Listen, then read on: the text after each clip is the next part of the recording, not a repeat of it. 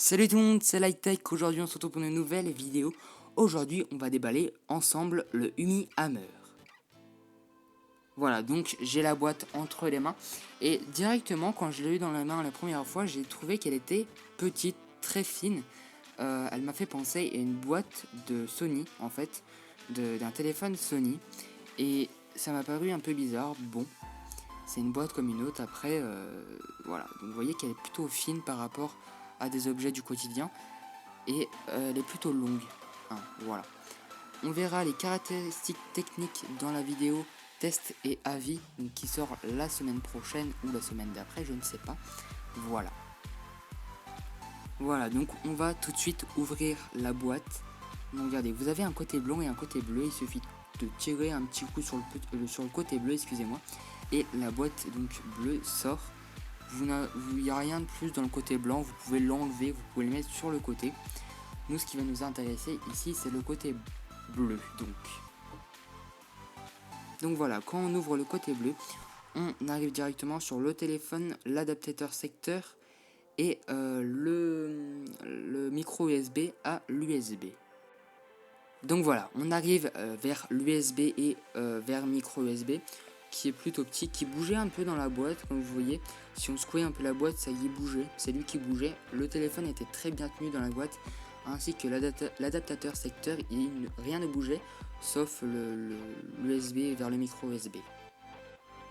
Donc le câble est plutôt grand, il mesure 1 mètre, donc c'est largement assez, vous pouvez un peu le mettre assez loin de votre portable, l'adaptateur secteur, vous pouvez le mettre assez loin de votre portable. Il est assez long, c'est ça qui est impressionnant. Et surtout, impressionnant, voilà. Le machin est un peu en métal, un peu gris, c'est ça qui est très sympa sur cette USB, micro USB, il est vraiment sympa. Vraiment le souci du détail de la part de Umi.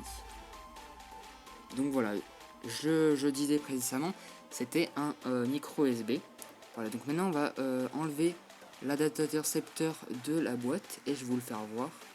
Donc c'est un adaptateur normal, j'ai envie de dire, qui est plutôt correct, même s'il fait beaucoup de bruit. Si vous faites aucun bruit, vous allez entendre chauffer et vous allez entendre un petit zzz. C'est assez dérangeant, ça peut être dérangeant et c'est assez bizarre en fait. On dirait que le machin chauffe et il chauffe, c'est vrai. L'adaptateur secteur donc chauffe. C'est pas super, c'est pas génial. Et voilà, donc on va le sortir de son plastique. Donc le Umi Hammer, évidemment. Vous voyez qu'en dessous il y a des petites notices, on verra ça un peu plus tard dans la vidéo. Donc voilà, regardez le Umi Hammer, il est vraiment beau, assez classe. On reviendra sur son design dans le test et l'avis, donc la vidéo test et avis. Donc voilà, regardez, il est plutôt classe. Il y a un petit film de protection pour vous indiquer où sont certains éléments du téléphone. Donc voilà, à l'arrière la caméra de je ne sais plus combien, de 13 mégapixels, excusez-moi, avec son double flash. Et en dessous c'est écrit Hammer parce que c'est le nom du téléphone tout simplement. Voilà, donc on va voir un peu ce qu'il y a sur le téléphone. Donc en haut c'est écrit la lettre de notification, la caméra frontale, le haut-parleur et un truc qui permet de faire passer des pages bizarrement.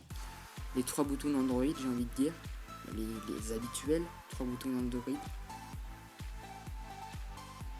Et sur le côté on voit le bouton plus et moins et le bouton verrouillé. Voilà. Et en dessous, si on enlève la petite notice, et ben vous allez voir un petit truc bleu. On reviendra beaucoup sur ça, je vous expliquerai à quoi ça sert exactement dans la vidéo test et avis du Umi Hammer. Ah, donc là je m'amusais un petit peu avec ce petit truc bleu qui est plutôt marrant, un petit souci du détail de Umi, c'est sympa. Voilà, donc maintenant on va brancher le téléphone pour le faire charger tout simplement. J'ai envie de... Hop, il faut brancher évidemment au courant la prise pour qu'il charge. On va ouvrir le téléphone et on va regarder ce qu'il y a un peu dedans. Voilà, donc on ouvre le téléphone. Téléphone qui est plutôt dur à ouvrir il y a plein de picots en fait, plein de petits picots, du coup ce qui fait que le téléphone est plutôt dur à ouvrir, mais au final on y arrive facilement, hein. Voilà, donc il faut enlever le petit bout de plastique qu'il y a sur la batterie, c'est pour éviter que le téléphone s'allume pendant son voyage. Donc voilà, hop, on va le remettre dans le téléphone.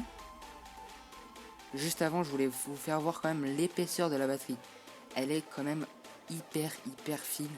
Et ça m'a fait vraiment peur. J'ai fait waouh, elle est hyper fine. Regardez, par rapport à une feuille à côté, vous voyez que c'est pas bien épais. Ça doit mesurer à peine 2 mm, si ce n'est pas 1 mm. C'est vraiment pas assez endurant pour une batterie d'un smartphone. Pour un 3310, j'aurais dit oui. Mais là, pour un smartphone avec un écran de 5 pouces qui consomme beaucoup de batterie, YouTube, quand tu regardes des vidéos sur YouTube comme ça prend beaucoup de batterie. Bref, je vous laisse aller regarder la vidéo test et avis qui est à mon avis déjà sur la chaîne. Salut tout le monde, c'était Light Tech, bye bye.